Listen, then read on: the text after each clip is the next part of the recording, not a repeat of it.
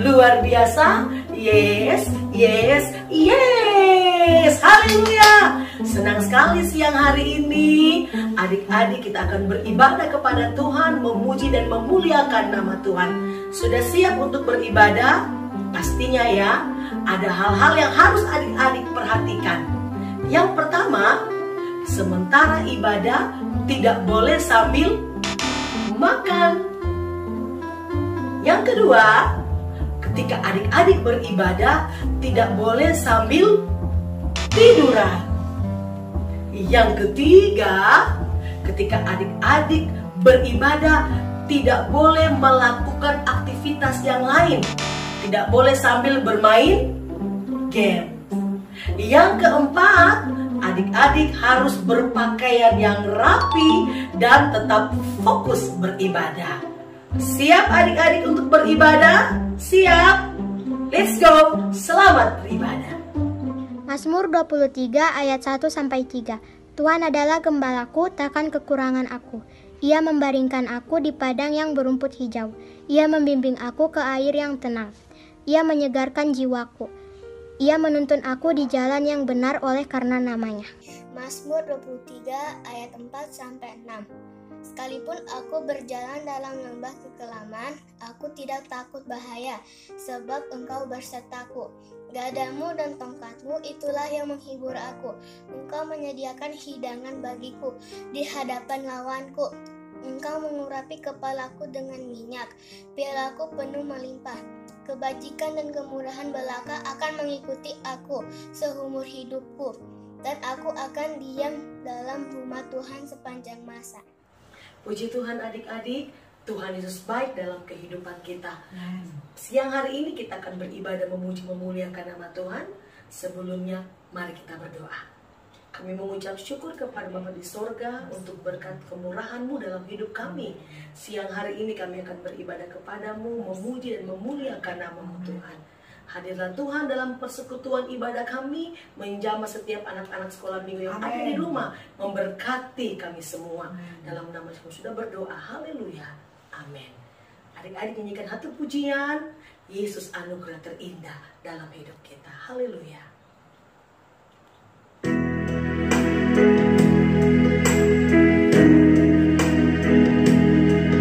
Tuhan Yesus tahu apa yang menjadi harapan, mimpi adik-adik, dan Tuhan yang Maha Tahu.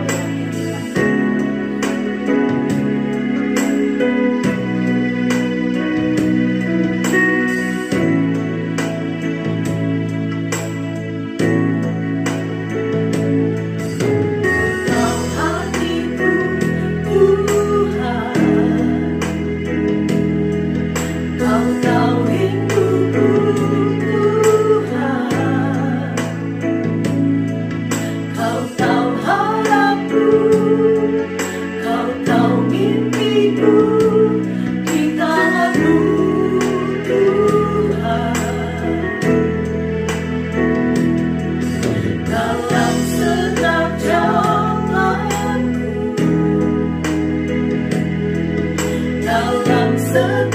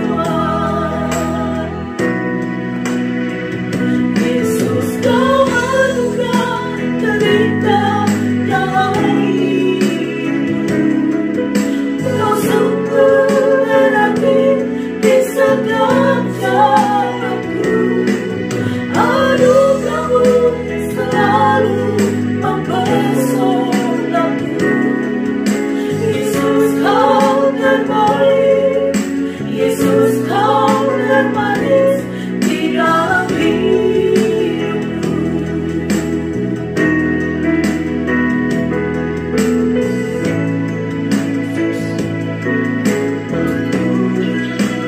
Puji Tuhan.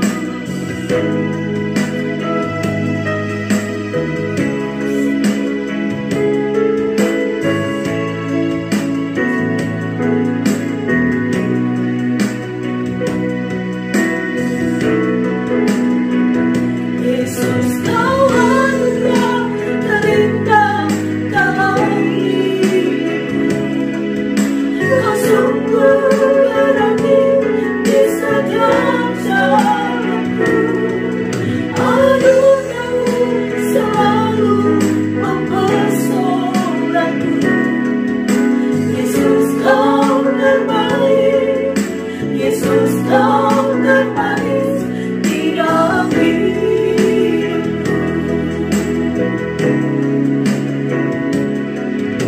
Yesus kau terbaik, Yesus kau termanis di dalam hidupku. Yesus kau terbaik, Yesus kau termanis di dalam hidupku. Haleluya, haleluya.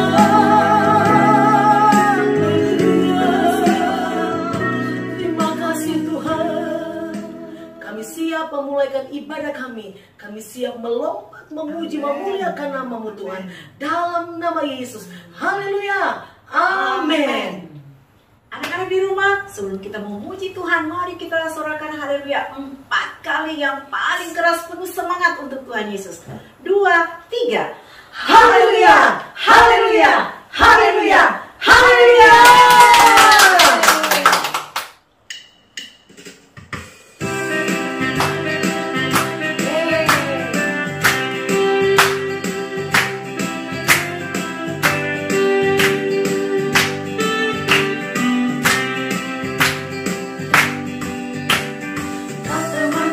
Temanku, kita selalu bersama, seperti mentega dengan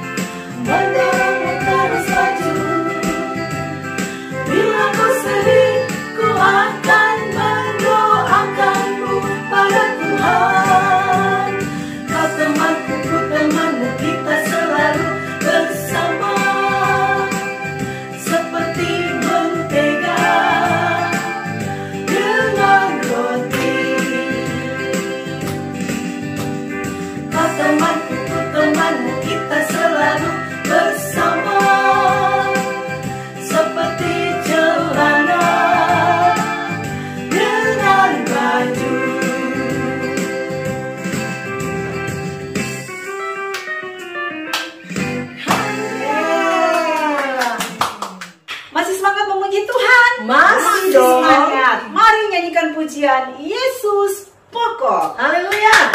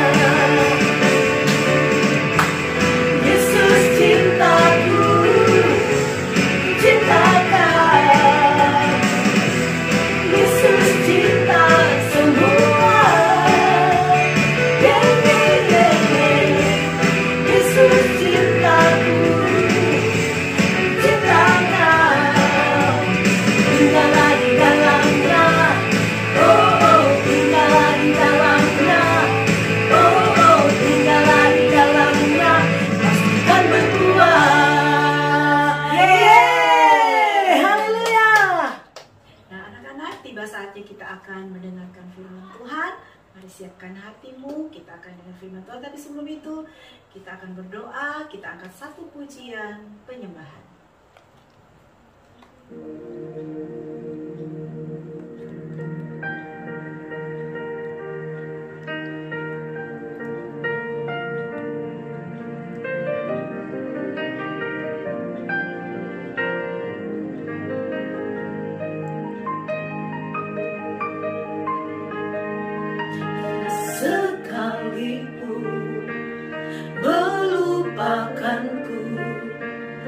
Kau menuntun langkahku,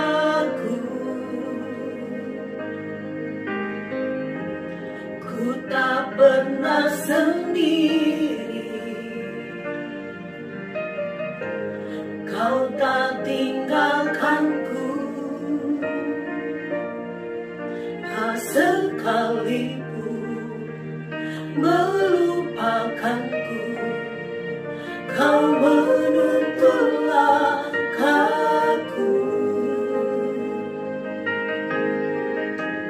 ku tak pernah sendiri. Kau tak tinggalkanku, ku tak akan pernah menyerah. Sampai ku lihat kau ku percaya mujizat kan nyata. Ku takkan berhenti percaya.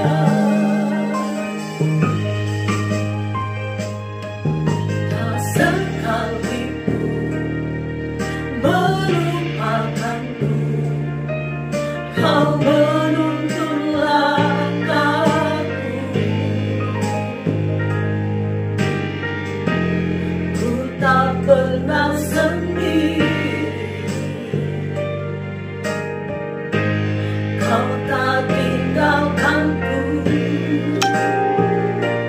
Tak akan pernah menyerah sampai ku lihat Kau bekerja. Ku percaya mujizat kan nyata. Ku takkan berhenti percaya.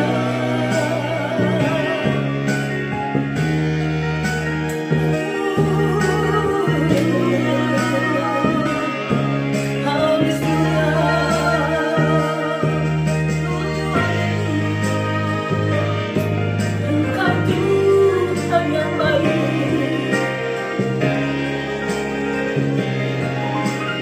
Puji Tuhan, ku tak akan pernah menyerah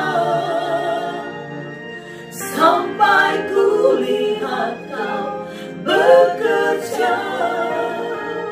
Ku percaya mujizat kan nyata. Ku takkan berhenti percaya.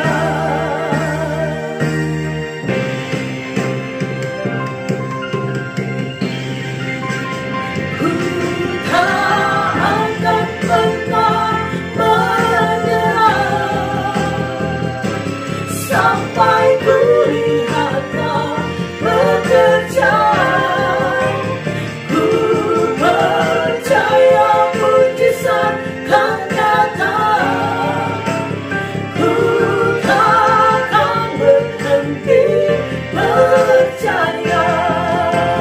Ku takkan berhenti percaya. Ku takkan berhenti percaya.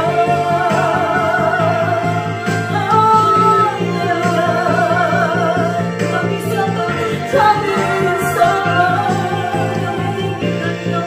Engkau Tuhan yang baik. Haleluya.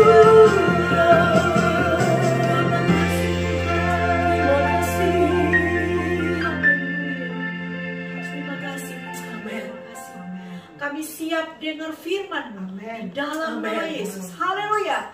Amin. Salam semuanya, Pelnam Samuel, GPD Kota Palu. Apa kabarnya? Tentunya luar biasa ya, karena Tuhan kita Allah yang luar biasa. Nah, saat ini kita akan segera mendengarkan cerita firman Tuhan. Siapkan kitabnya, duduk yang manis, adik-adik mengikuti setiap pembacaan sebentar. Nah, firman Tuhan kali ini masih ada kaitannya dengan cerita minggu lalu. Kita akan membahas satu tokoh dengan judul yang berbeda. Nah, judul kali ini judulnya Mimpi Menjadi Kenyataan. Coba adik-adik ulangi. Mimpi menjadi kenyataan. Nah, adik-adik, apa sih arti mimpi itu? Nah, mimpi arti pertama, mimpi adalah sesuatu yang kita lihat pada saat kita tidur. Kedua, mimpi bisa juga diartikan sesuatu yang kita mimpi-mimpikan, sesuatu yang kita harapkan, atau yang kita cita-citakan. Nah, pasti adik-adik semua punya cita-cita ya. Nah, adik-adik, siapa sih yang bermimpi? Di dalam firman Tuhan ada seorang tokoh yang terkenal dengan julukan si tukang mimpi. Siapa? Ayo, Mas Madia Pratama pasti tahu ya. Ya, betul, Yusuf. Yusuf dijuluki sebagai si tukang mimpi.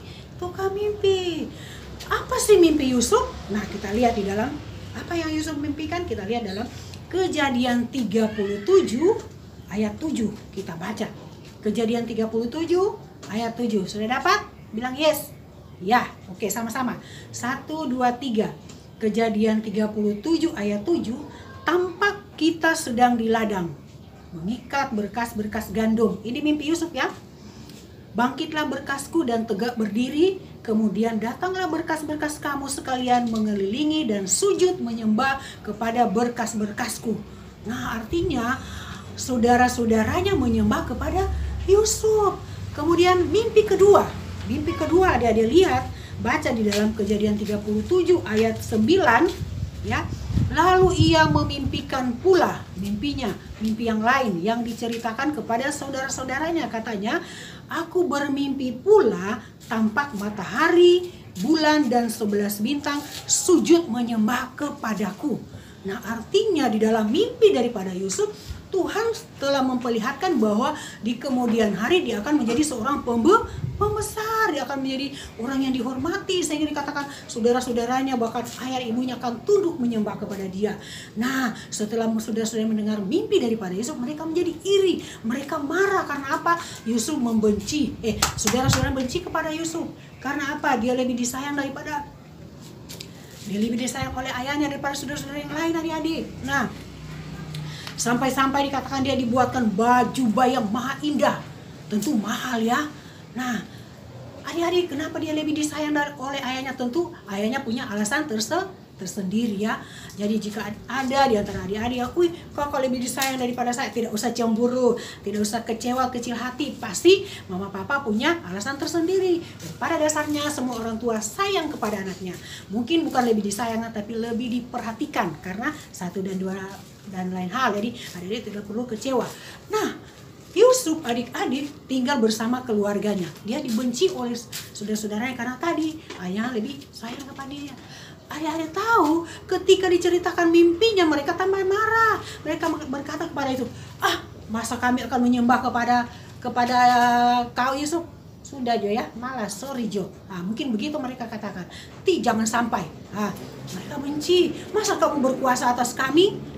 Mereka tambah benci kepada Yusuf. Nah, adik-adik, suatu hari ayahnya menyuruh Yusuf untuk melihat saudara-saudaranya yang sedang menggembala domba di padang. Yusuf adik-adik, karena dia taat, dia dengar-dengaran, dia tidak membantah. Ketika ayahnya menyuruh, dia segera melaksanakannya.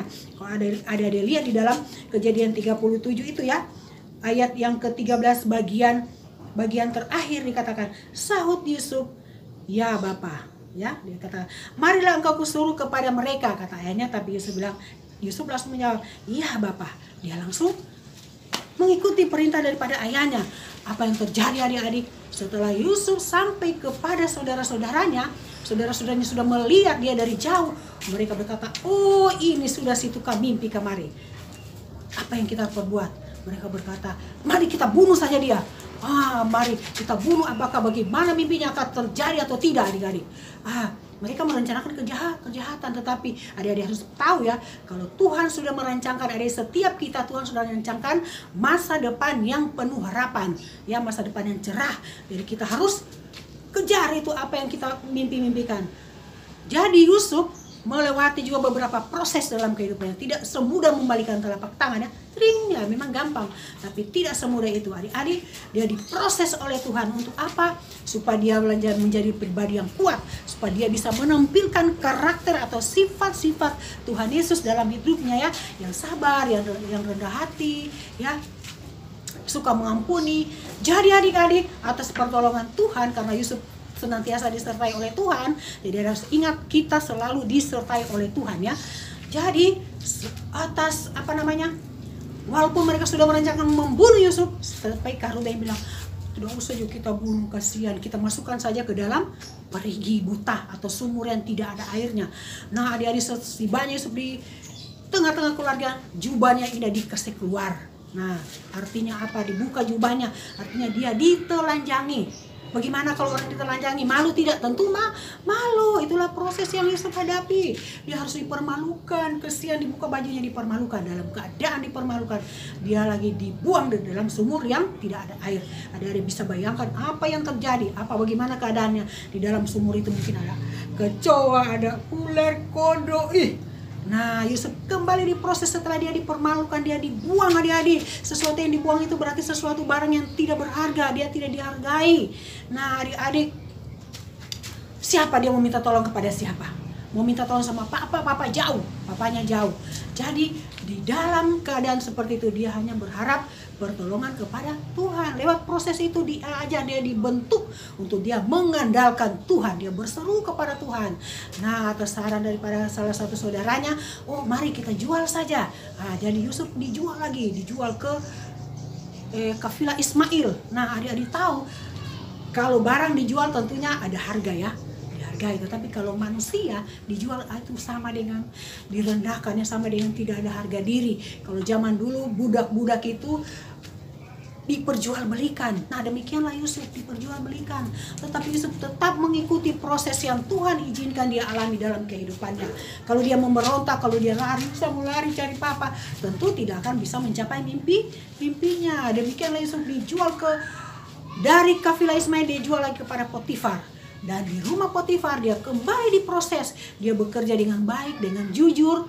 Mungkin yang tadinya di rumah dia cengeng, dia suka melapor ya. Kalau adik-adik lihat di dalam Kejadian 37 ayat pertama dikatakan di sana ya. Ayat 2 bagian-bagian akhir, Yusuf menyampaikan kepadanya kabar tentang kejahatan saudara-saudaranya. Mungkin di rumah tadinya dia anak manja, tidak bisa bekerja, dia suka melapor, papa itu kakak Yehuda, kakak Lewi ya. Tetapi tinggal dengan orang lain, dia tidak bekerja, dia harus bekerja. Tetapi Tuhan menyertai dia sehingga dia dipercayakan atas seluruh isi rumah Potifar. Dia berkuasa adik-adik. Nah, proses tidak berakhir sampai di situ adik-adik. Dia dicoba lagi, digoda oleh istrinya Potifar untuk melakukan hal-hal yang tidak baik. Tetapi karena dia orang percaya kepada Tuhan, dia menjaga kekudusan, menjaga kesucian, dia tidak tergoda dengan bujuk rayu istri Potifar. Akhirnya dia difitnah lagi, dia dituduh melakukan hal-hal yang tidak senonoh. Akhirnya dia dipenjara. Wah, kembali melewati proses di dalam, masukkan ke dalam penjara. Secara manusia adik-adik dikatakan penjara bawah tanah lagi ya. Secara manusia ya sudah di penjara bawah tanah, sudah selesailah mimpi Yusuf. Tidak ada lagi siapa lagi yang mau peduli. Tetapi atas penyertaan Tuhan, lewat seorang temannya yang pernah diartikan mimpinya, dan ketika temannya itu keluar duluan dan raja juga bermimpi, tidak ada yang bisa mengartikan mimpi daripada raja. Tahu ya apa mimpi raja? Nah, 7 tahun kelimpahan dan 7 tahun kelaparan. Nah, temannya ini mengatakan, oh di sana di penjara ada seorang temanku lalu namanya Yusuf, dia bisa mengartikan mimpi. Nah, itulah cara Tuhan untuk menolong dia adik-adik. Kalau Tuhan membuka jalan, tidak ada seorang pun yang bisa menutup. Lalu Yusuf dipanggil, dikasih keluar dari dalam penjara. Lalu dia bisa mengartikan mimpi raja. Lalu dia diangkat menjadi orang kedua berkuasa di tanah Mesir. Dia diangkat menjadi Perdana Menteri. Artinya adik-adik, mimpinya sudah menjadi kenyataan. Wah, luar biasa adik-adik. Luar biasa, rencana Tuhan tidak pernah gagal kepada orang yang selalu berharap, percaya sepenuhnya kepada Tuhan. Nah adik-adik, apa yang menjadi mimpi adik-adik? Nah, adik-adik yakin dan percaya Tuhan sudah menyiapkan masa depan penuh harapan. Rancangan Tuhan sudah merancangkan masa depan yang penuh harapan bagi adik-adik semua. Tidak usah takut, tidak usah protes. Kita harus menerima setiap proses yang Tuhan izinkan kita alami untuk membentuk adik-adik semakin kuat, semakin mandiri, semakin mengandalkan Tuhan, semakin rendah hati. Yusuf tidak benci kepada saudara-saudaranya adik-adik, walaupun saudara-saudaranya datang kembali karena Yusuf, Tuhan beri hikmat untuk bisa mengatasi kelaparan. Akhirnya saudara-saudaranya juga datang membeli gandum di tanah Mesir, ketemu dengan Yusuf. Yusuf tidak marah. Yusuf tahu kehendak Tuhan. Oh, ini kehendak Tuhan. Sehingga Yusuf berkata kepada saudara-saudaranya, bukan kamu yang menyuruh aku ke sini, tetapi Tuhan untuk memelihara kehidupan kita semua. Memang kamu mereka-rekakan yang jahat terhadap aku, tetapi Tuhan mereka-rekakan yang baik. Nah adik-adik, Yusuf kalau dia protes tentu dia tidak bisa mencapai mimpinya. Tentu mimpinya tidak akan menjadi kenyataan. Nah adik-adik, mari Tante Yulin mengharapkan, mengajak kita semua adik-adik sekolah minggu, jangan putus asa, jangan menyerah. Harus tetap semangat, harus tetap mengandalkan Tuhan, harus tetap rendah hati, harus tetap suka mengampuni. taat, dengar-dengaran, setia menjalankan proses-proses dalam kehidupan adik-adik yang Tuhan izinkan kita alami. Adik-adik harus yakin bahwa Tuhan selalu ada bersama dengan kita semua. Haleluya. Nah, bagi yang ingin mimpinya menjadi kenyataan, mari Tante Ulin ajak angkat tangan ke hadirat Tuhan. Kita akan berdoa supaya Tuhan menolong kita, menolong supaya firman Tuhan yang kita dengarkan adik-adik bisa mengerti dan bisa lakukan itu dalam kehidupan adik-adik sehari-hari. Mari kita berdoa. Tuhan Yesus, kami bersyukur kepadamu, kebenaran firman-Mu yang kami sudah dengarkan pada saat ini Tuhan. Kiranya memberkati semua anak-anak sekolah minggu GPDI Kota Palu, Jalan Gajah Mada. Tuhan berkati mereka dalam studi mereka, beri hikmat, akal budi, kecerdasan, kepandaian Tuhan. Biar mereka boleh mencapai masa depan yang penuh harapan yang Tuhan sudah persiapkan bagi mereka ya Tuhan. Tolong mereka Tuhan, mampukan mereka Tuhan, berkati kedua orang tua mereka agar mereka juga orang tua mereka senantiasa boleh membawa anak-anak mereka untuk datang kepadamu ya Tuhan. Mampukan orang tua untuk menjadi contoh panutan teladan yang baik bagi anak-anak mereka. Terima kasih Tuhan Yesus, kekuatan, kesehatan, perlindungan Tuhan senantiasa menjadi bagian kami semua. Terima kasih Tuhan Yesus. Jika ada anak-anak sekolah minggu yang sakit, Tuhan Engkau jamah, Engkau sembuhkan, Engkau pulihkan di dalam nama Yesus. Terima kasih Tuhan Yesus. Yang berulang tahun, Tuhan berikan kekuatan, sukacita, damai, sejahtera, berkat ulang tahun jadi bagian mereka semua. Terima kasih Tuhan. Kami sudah berdoa mengucap syukur dalam nama Tuhan Yesus. Dalam nama Tuhan Yesus. Haleluya. Amin.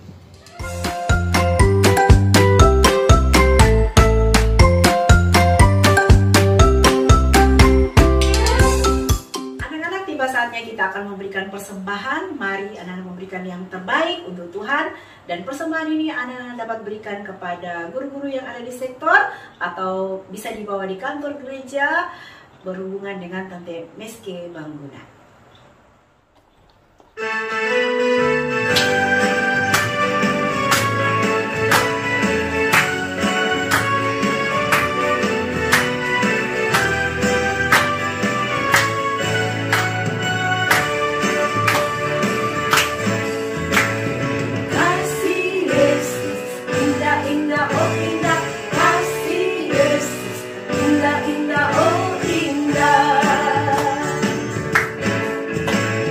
Kasih Yesus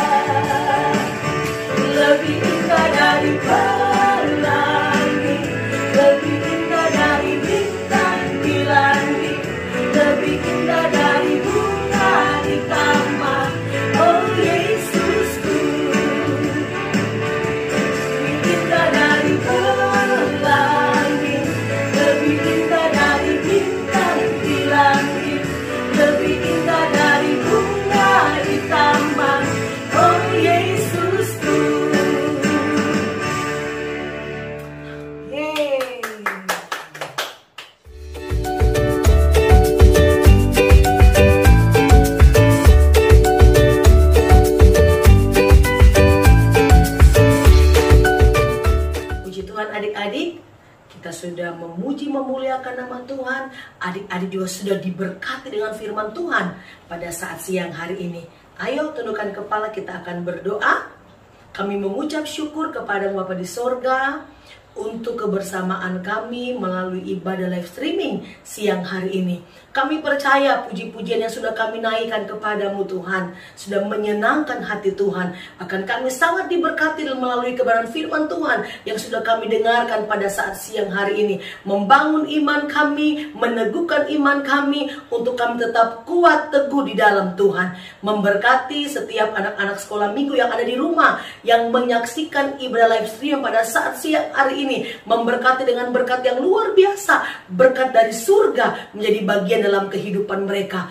Jadikan mereka anak-anak sekolah minggu yang setia, yang taat kepada Tuhan, membanggakan kedua orang tua, mempermuliakan nama Tuhan, menjadi anak-anak yang berprestasi untuk kemuliaan bagi nama Tuhan. Kalau ada anak-anak sekolah minggu dalam keadaan sakit di rumah maupun di rumah sakit, kami berdoa pada saat siang hari ini, Tuhan jamah sembuhkan dalam nama Tuhan Yesus Kristus. Biar kemurahan Tuhan, biar mujizat Tuhan Engkau nyatakan dalam kehidupan mereka. Kalau ada anak-anak sekolah minggu yang mengalami kesusahan, Tuhan kami berdoa, Tuhan tolong mereka, hiburkan mereka, kebutuhan, keperluan mereka Tuhan cukupkan dalam nama Tuhan Yesus Kristus.